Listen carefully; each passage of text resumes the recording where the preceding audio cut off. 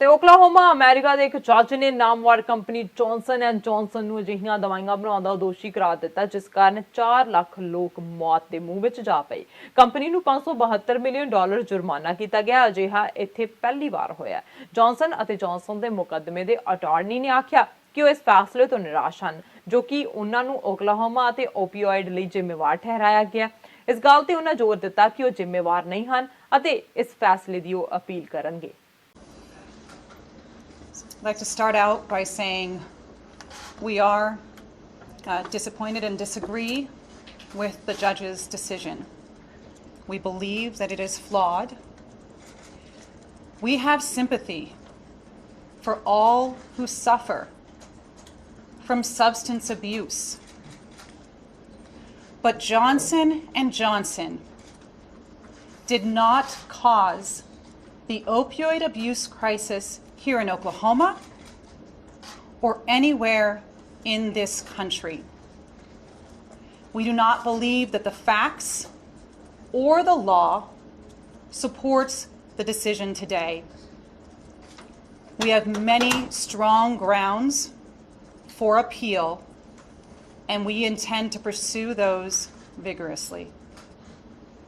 The facts are that the company manufactured 2 FDA-approved medicines that are essential for treating patients who suffer from chronic, long-term, debilitating pain.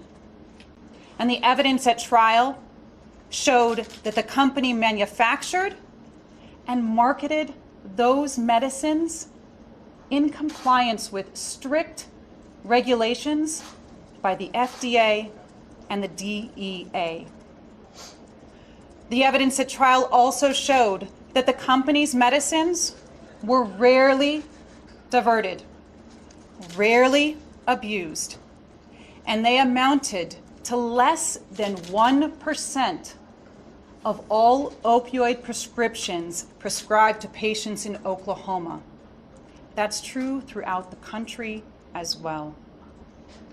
And at trial, you will remember, there was not a single Oklahoma patient or family member who testified about abuse or misuse of any Johnson & Johnson medicine. And you'll remember that the state never called a single doctor, a single Oklahoma doctor, to testify that they were misled by anything that the company said or did. Today's decision reflects a radical departure from more than a century of case law in this state. For over 100 years, public nuisance law has been limited to property disputes, where one misuses their property and causes harm to another. That is not what this case is about. No Oklahoma court has ever done what this court has done today in applying public nuisance law to any commercial activity, let alone the highly regulated area of prescription medicines. The decision violates well-established constitutional principles, including due process of law. And at bottom, the decision is fundamentally unfair in that it finds Johnson & Johnson responsible for the entirety of the opioid abuse crisis and the greater drug problems in this state, while there was no evidence at trial to support that finding.